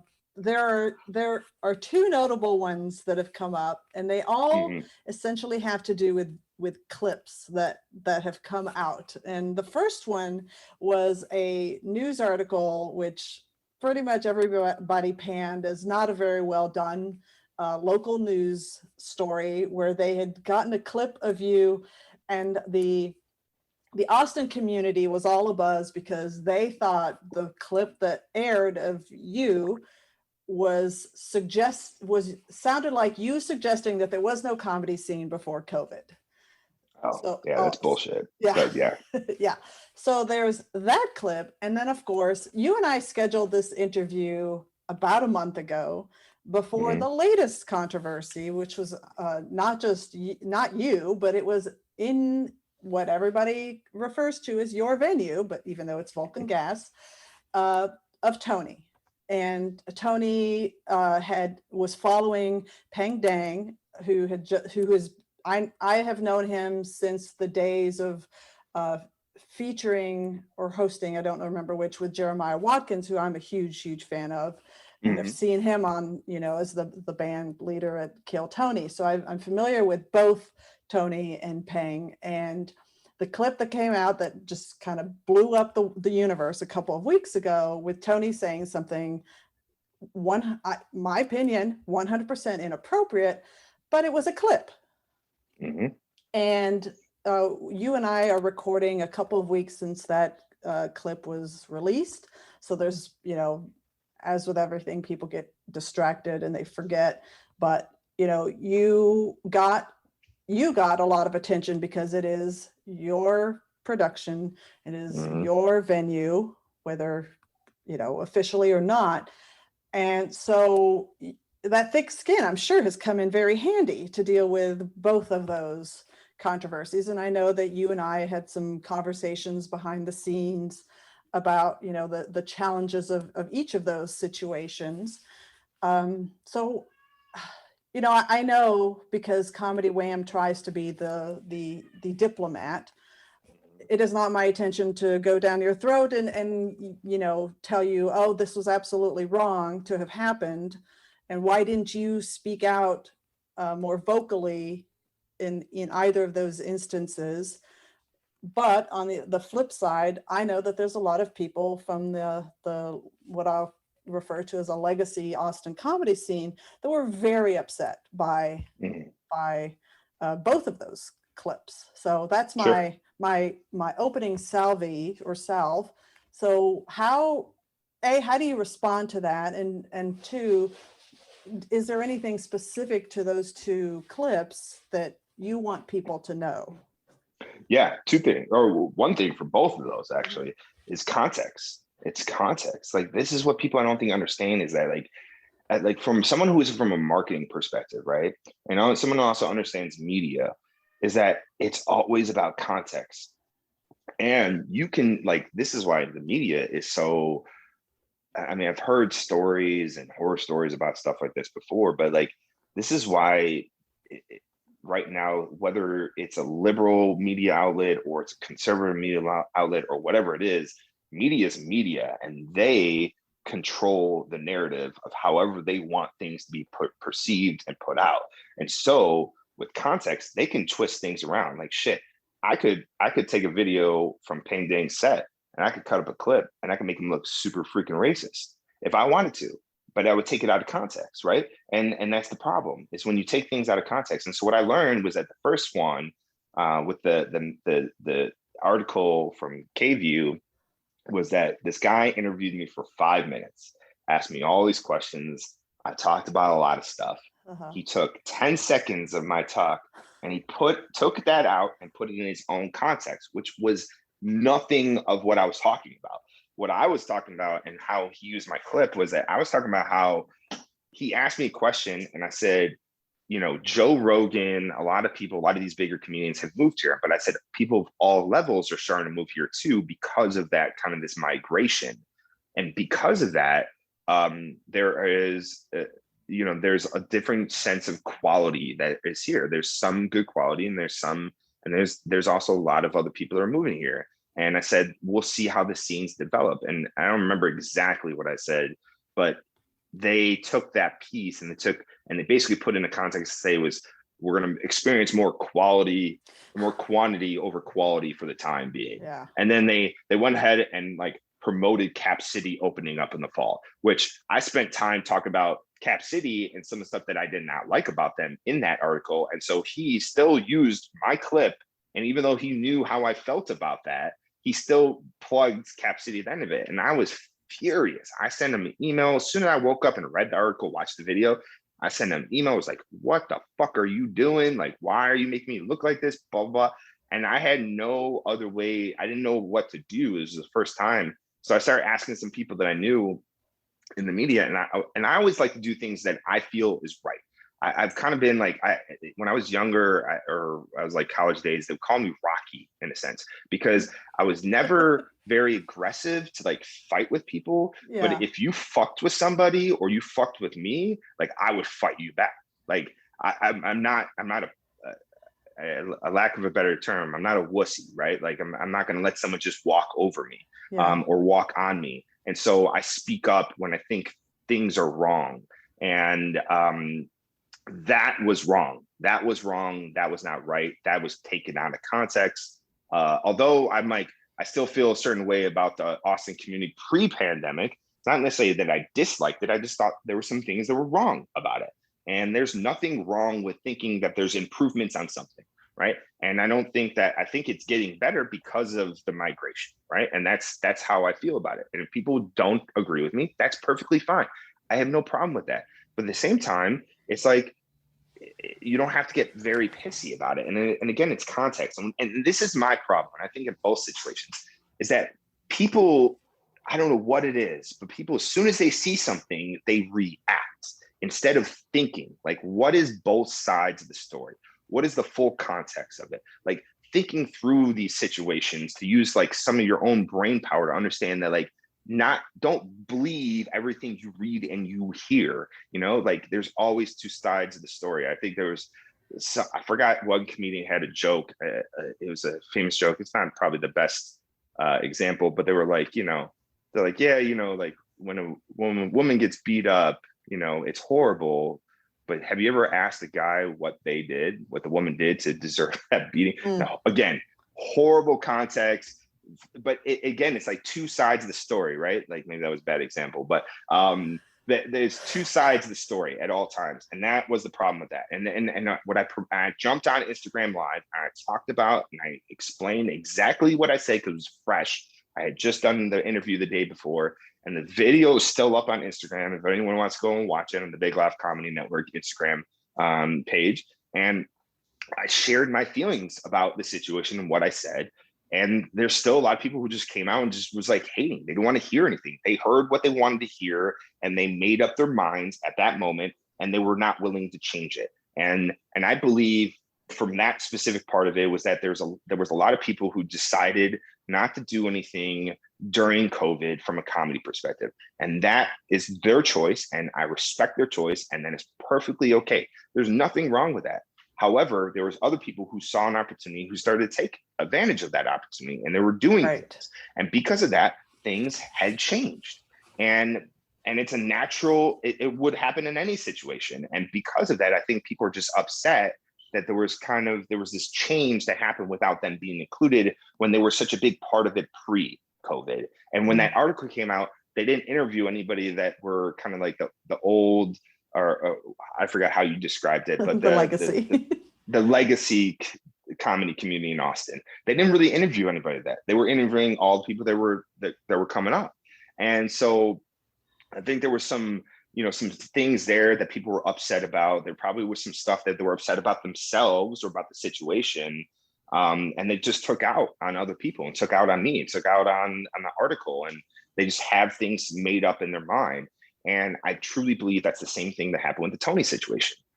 What he said, that word, I don't condone racism or hate. But I've said this a number of times, is that comedy is an art. And when you go on that stage, it is art. And what they say is a safe zone. That is the stage. No one should sit there, because I guarantee if that video did not come out, no one would have walked out of that place and posted or said anything about it. There might have been some people there might have been a handful of people that said, I would never want to come back and see Tony again. And that's perfectly fine. But that is who he is. Now, the choice of words were bad. There was just no jokes on the top. But if you watch, and the funny thing is that the video was released in full, Payne's set and Tony's set back to back. So you can see the full context. Again, not the best of jokes when it came out, but he was playing the character. He was playing into what Payne was saying, because Payne had some jokes about China being, inferior to America like borrowing money from China. And the funny thing is, I do know Payne. Like I've worked with him. I first met him when Jeremiah did headlines here in Austin, and immediately I liked him. I thought he was very funny. And I had him back a number of times. I mean, I recorded an interview for him that we're going to put out, but after all this, it's like, it's a different story now. Yeah. But he shot himself in the foot because he clout chased. That's what he did. And unfortunately, there's kind of this world now where, because everything you watch in that video is premeditated to the edits. Like if you see where he edits, if you watch the full clip and what Tony says, he edits from pussies to pussy to make it sound like he even dropped one more hits to Payne. But it wasn't. He was calling everybody pussies, but he said, you pussy, and he made it sound like he was talking directly to Payne. Like these little, he edited that video in Chinese subtitles and dropped it at 5 o'clock in the morning before he did it to the United States. Like he sat on that video for almost a week. He edited it himself. His friend, who we have very strict rules about recording videos.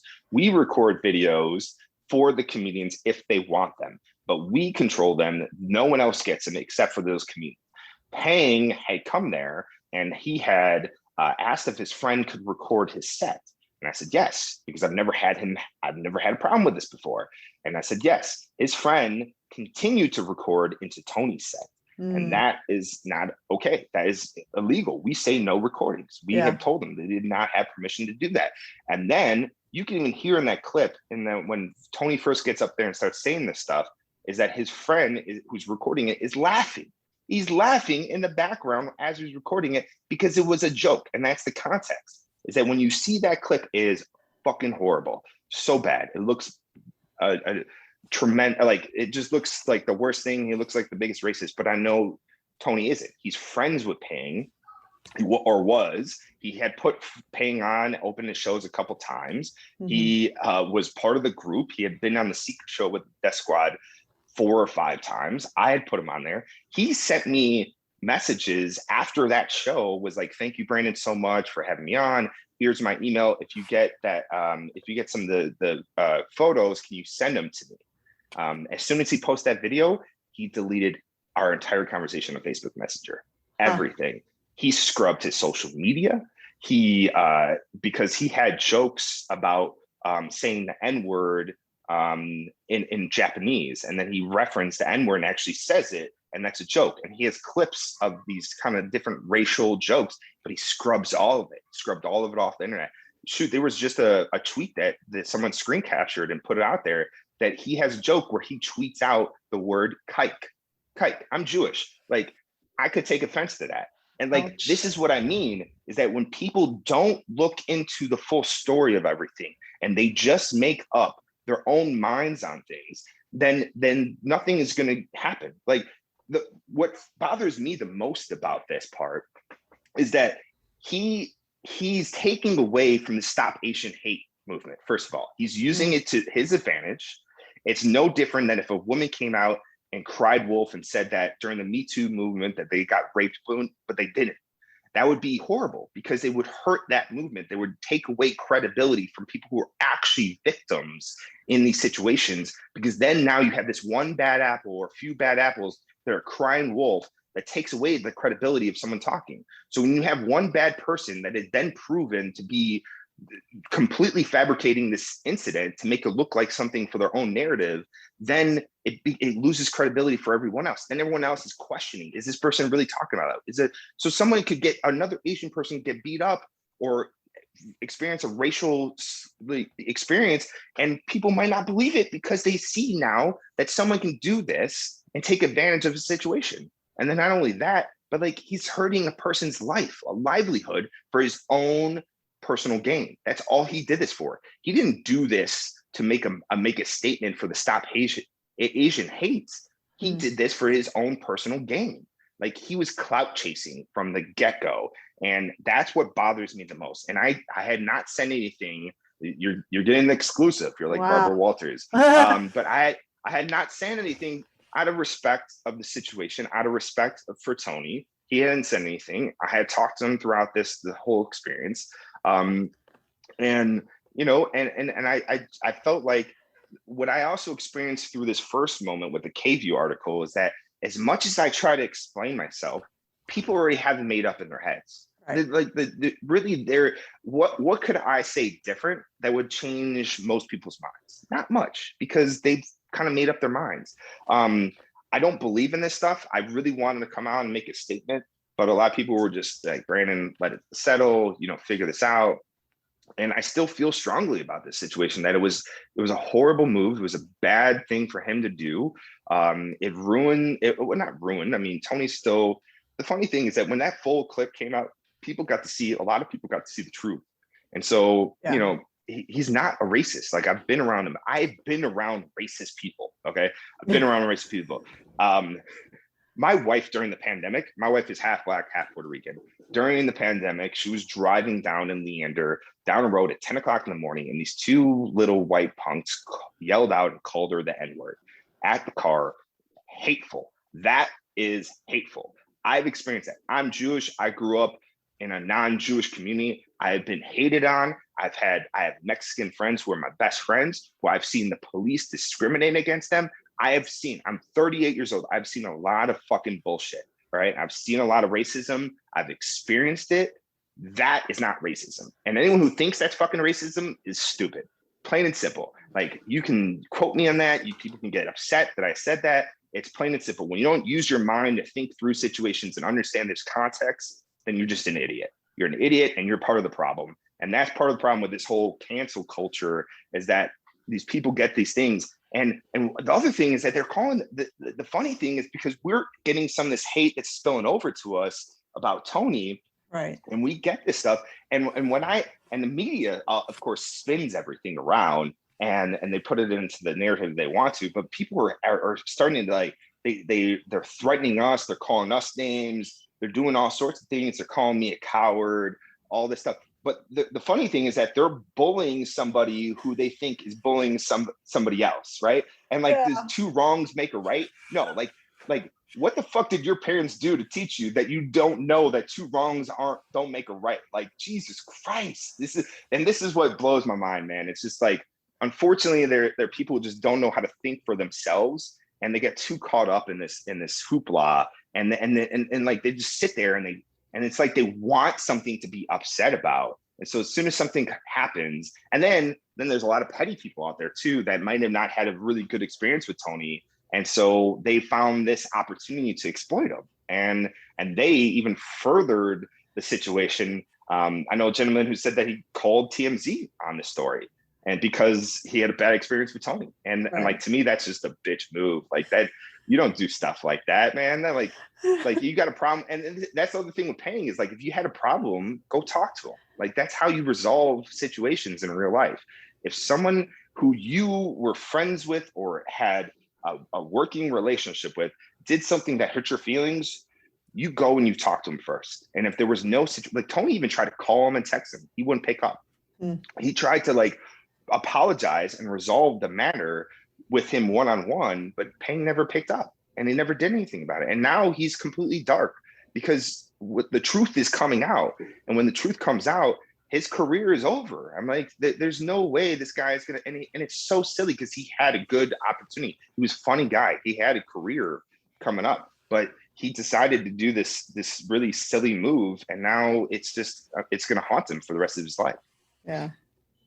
So wow. I know that a lot of people probably don't agree with me on some of this stuff, and that is fine, and I'm okay with not agreeing. But this is what I've always said: is have conversations instead of people calling people names, instead of trying to bullying somebody about it. Have a conversation. That's how we make a difference. That's how things change, is by talking through. I mean, I had one person, I posted something on Facebook, and somebody made a comment, and it was a person that I knew, a very smart guy of Asian descent. And we went ahead and had a conversation behind the scenes. And I made all these points that I was making, and he agreed with me, but he's like, but he still, you could just tell, he still had it made up in his mind that he didn't like that scenario. And it's like, okay, I get it. Like, people can get mad, and it was a bad word. It was a bad joke. It was horrible timing. And it just didn't work out. And that's unfortunately what happens. But, and not to say but, because I don't want to take it away. Like that was that. Comedy is what I think a lot of the public don't understand, is how comedy works. I have had comedians, I've seen comedians of all races go up on the stage. I've seen white people drop the N-bomb in jokes. I've seen Mexican people drop the N-bomb in jokes. I've seen Chinese people drop the N-bomb in jokes. I've seen people say the word kike. I've seen people say the F word. I've seen people say all sorts, the S word in relations to Mexican and Hispanic people. Like, I've heard those slurs used on stage. Right. I don't agree with it. I don't think a joke needs to have a racial slur to make it a joke. However, when you're in comedy, it's art, and they walk that line, they walk that edge, and comedy is about freedom to talk about things that you find funny. And if you don't like it, and this is something else I've learned, if you don't like what that person says, then don't listen to them. But it doesn't mean that's a direct reflection. Tony isn't walking around with a swastika on his fucking arm. He's not carrying a tiki torch through the streets in South Carolina or wherever the fuck that was. Yeah. He's not doing these things. He doesn't have a background of being a racist, and that's what people understand. Like, it's all right. Like the governor or the mayor of New York, when he came out that he was like, all these bigger political people who were coming out with like the Me Too movements or sexual harassment. They come out with one person, then another person, then another person, another person. And then once you get to like 7 or 8, you're like, holy shit, there's really no denying this at this point.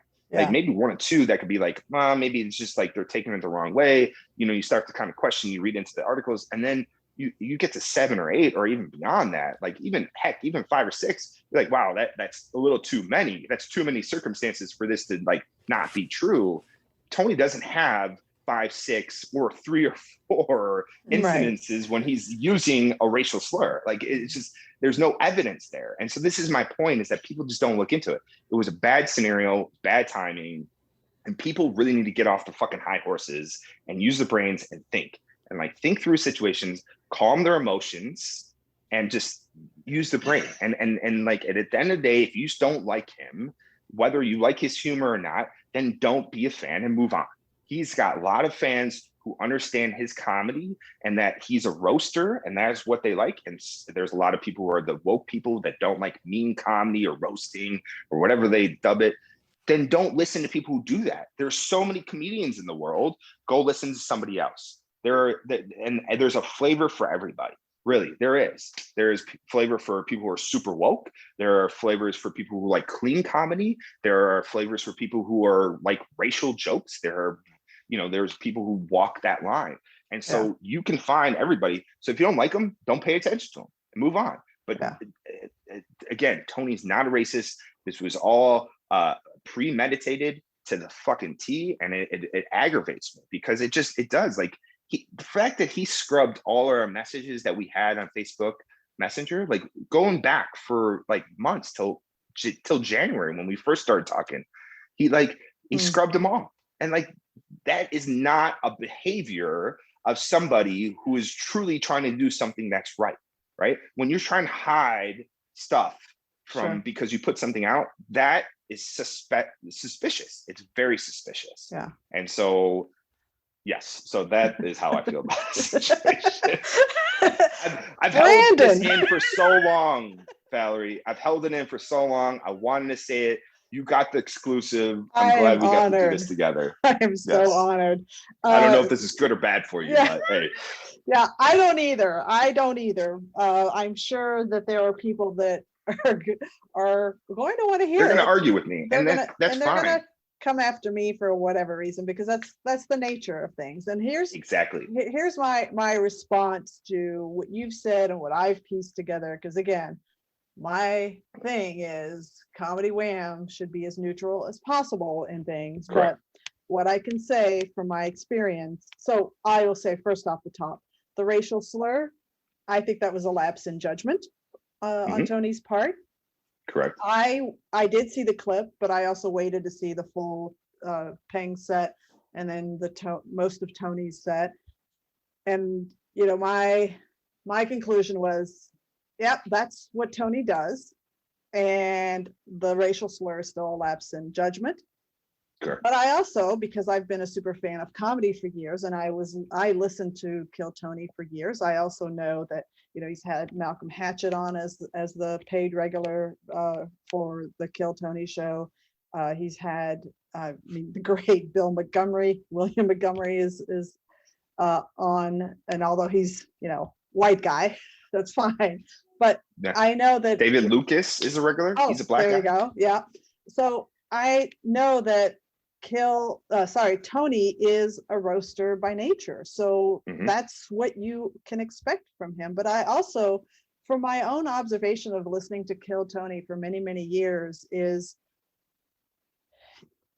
the first impression that you get is that Tony hates everybody that comes up for that 1 minute set. That's your first impression.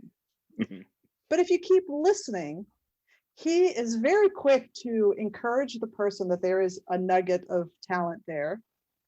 But he is more than willing, again, because of his roasting genetics, he's more than willing to go lay into the person that does not need to be on a stage. But I've also heard him be very, very kind to the person who doesn't belong on a stage, but went ahead and went for this 1 minute shot. And I think if anything, again, lapse in judgment on that, but as part of the whole picture of who Tony is, they should listen to Kill Tony to see the many dimensions that he has and who he is. And you're right, I've not heard the groundswell of people coming forward to say, well, he did this against me, as and I am this race or that race, or this gender identifying person. Sorry, there's my cat's butt for you. Okay, I have two. I see those butts all the time. It's all right. So yes, people should get the context for sure and form their own opinion. And what was interesting is you said something early on, and as you were talking about your perspective on how the whole situation played out, is art truly is comedy, or comedy truly is art, because there's ugly art, my opinion, there's beautiful art, but that's my opinion. And you may think that the thing that I think is the most gorgeous art of all is atrocious. And so go to the Renaissance Art Museum. I'm going to go to the Contemporary Art Museum. And there's a place for both of us as fans, as producers. And we are stuck doing our best in the circumstances that life hands us. And yeah, it's not perfect. I'm not going to say the perfect things. You're not going to say the perfect things, but to put an end cap on it, talk to us and you'll find out. I love that analogy though of art though, because I've used that before too. And it's like, you're right. Like art is different. It's all about perception, right? Or yeah, Exactly. perception and how you interpret it, right? Like Mm-hmm. you said, one person looked at it that way. My example I use for people is like penises. Penises are the most ugly thing in the world. However, you can have an artist who can take a drawing of a penis and turn it into something magnificent that Mm-hmm. someone would pay thousands of dollars for. Also, someone could take a sculpture and put a sculpture of a penis, and someone will buy that for thousands of dollars. Yeah. But again, would you want a penis sculpture in your house? Probably not. But there are some people that do. Yeah. So like that's art though. That is art. So when people don't understand that shit, it's so funny to me. It really is. Yeah. But I hope you like that analogy. I've been holding on to that one for a while. You heard it here first. So many firsts. I definitely don't want to take away from the people who were hurt by the use of the racial slur. Sure. I think consequences make sense to send a message to somebody who does use a racial slur, who doesn't have a spot. And it sounds like, from what information you've laid out, I mean, it sounds like it's on both sides. There was lapse in judgment about using a racial slur, because there's history behind it, and there are people that have been, as a culture, as a race, have been hurt by the use of racial slurs. And this is definitely the I'm not, I don't know, I have conflicting opinions as to whether or not I feel like I belong in the cancel culture, or if I'm a big cancel culture kind of person, because I do think people get their consequences as they come due, and that's how things work out sometimes. But yeah, I don't want to take away from them, but I do think that people need to form their own opinion, do the complete research before they form those opinion, and not be too quick to rush to a decision. 100%. Yeah. So now that we've dealt with that, we are running so long, and I appreciate how much time you have spent with me this afternoon, this morning. I want to know, like, you as the CEO of Big Laugh Comedy,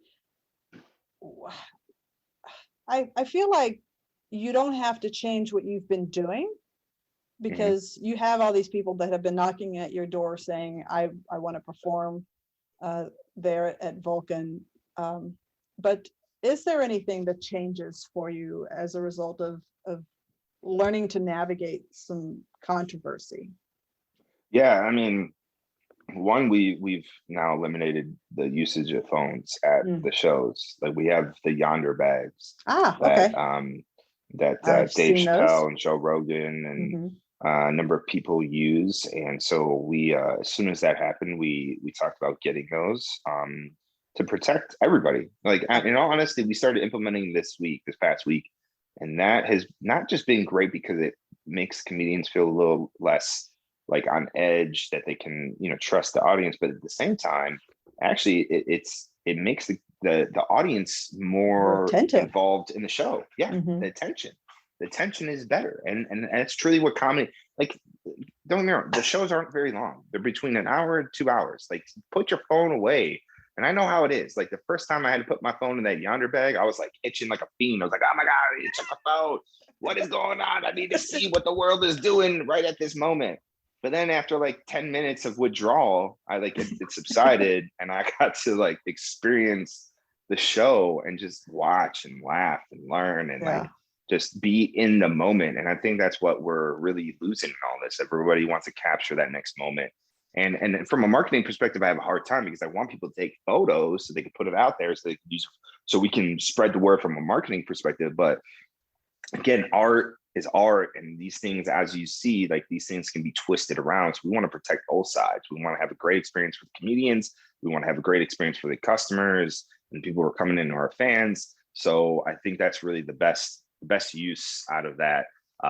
So, learning from that, and, so as much as like people are reaching out and we're doing pretty well with our shows, I'm always trying to improve. And this is honestly, like, I don't want to, I'm not going to get into too much detail. Maybe we can come back and talk about this in like next 6 months when some things change. But like, this is just the tip of the iceberg for us. Like, we have a large plan of doing a lot of things and impacting the comedy community, and being a big player to allow everybody from the open micers to the professional comedians have a platform and a stage and opportunities, and to learn and to grow and to launch careers and to make careers even better, and just to benefit the whole, this society in general. Because I feel like comedy still gets like they're almost like the redheaded stepchild, you know. And when it comes to genres, like you have like action and drama is the biggest one, you know, drama, action, and but comedy is kind of is almost in a sense kind of getting like left on the wayside, and almost is deteriorating to a point where it's not as big. And you know, their stand up is still growing, and that's the beauty, is that there's still a lot of stand up there. But I just feel like there's so much to be done, and there's so much opportunity out there that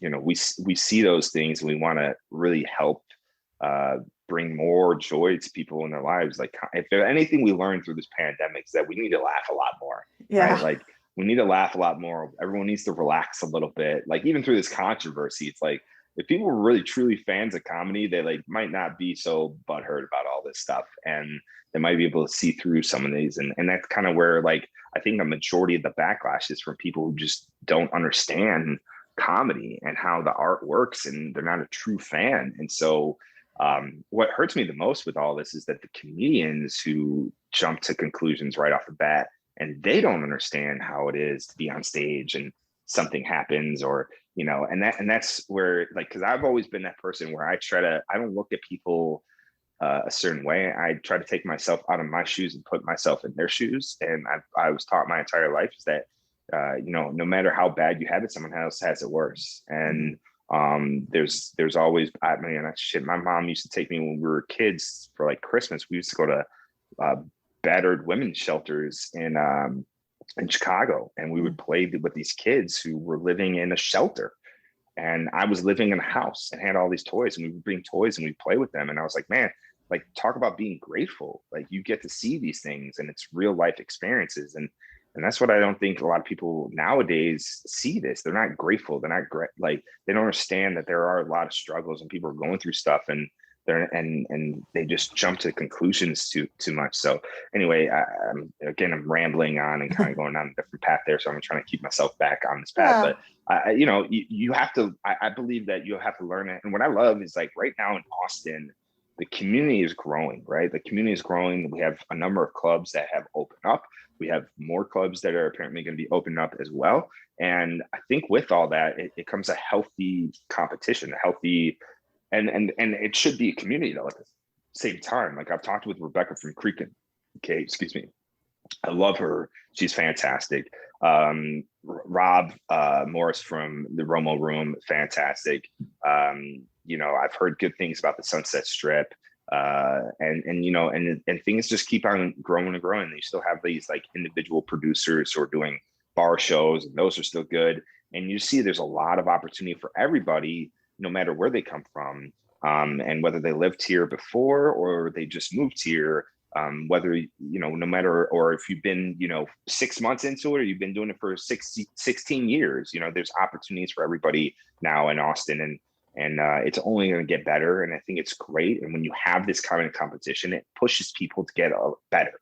It kind of forces you to get better, because if you don't get better, you're going to fall to the wayside, and you're not going to have anything. And so as much as, like, some people, like, I've had friends tell me, like, oh yeah, and you're like top of the totem pole, and you guys have been doing all this stuff, and you had, like, you know, had all this. I don't feel that way. I don't. I feel we have a lot of room for improvement, and I think we're only going to get better. And you know, and it's just you just got to grow. You can't sit and just be stationary. Like, that's not how things work in any type of business. You got to be able to grow and adapt. And so I'm definitely learning a lot of how to deal with media and people. I mean, I've already known how to deal with people, but like, the media stuff is kind of new. The limelight. You know, it's one of my funniest things about all this, though, Valerie, is that, and I laugh about this with everybody, is that Vulcan gets, because Vulcan's the venue, they get a lot of the recognition. And like Nick and I talk, we're partners, right? Like we're partners. He says, when I walk in that club and it's comedy night, Brandon is an owner at that club. And so, but when people are talking about Vulcan, when they're talking about shows, whether it's on podcasts or afterwards, Joe Rogan has dropped Vulcan's name maybe 5 or 6 times on his podcast. However, he's never once mentioned Big Laugh Comedy. Now, when Tony's controversy came out and all these articles were like, racist comedian drops slur at Big Laugh Comedy. It's no longer Vulcan, it's Big Laugh Comedy. TMZ reported it as Big Laugh Comedy. USA Today reported it as Big Laugh Comedy. It's just like, but you know, like they say, like all press, any press is good press, I guess, in a sense. Sure. So, yes, exactly. That's why I said, sure, we'll see how that turns out. But honestly, it really hasn't affected us too bad in a lot of lights. I mean, we see people now that walk by the street like, oh man, that's Vulcan. And, you know, and the name's out there. But again, just to go back to, you got to grow, you got to adapt, you got to move forward, and you got to keep getting better. Can't just sit there and be content with where you are. So that's where we're at. And I'm excited with the future of the Austin comedy community and the future for Big Laugh Comedy and just the future for all comedians that decide to come through Austin. Yeah. Fantastic. Okay. And thank you so much for having me on. I really do appreciate, I know I'm very long-winded and I have a lot to say. I can be very passionate about these things. You also caught me like, I'm pretty restful right now. So I'm like not dragging through. I know I actually know how to talk today. So I appreciate it. Thank you so much for having me on. And let me, like, I feel like I should send you Venmo for like $125 for our therapy session today. Oh my God. Just let me talk and get you things can off my Venmo to chest. Comedy Wham.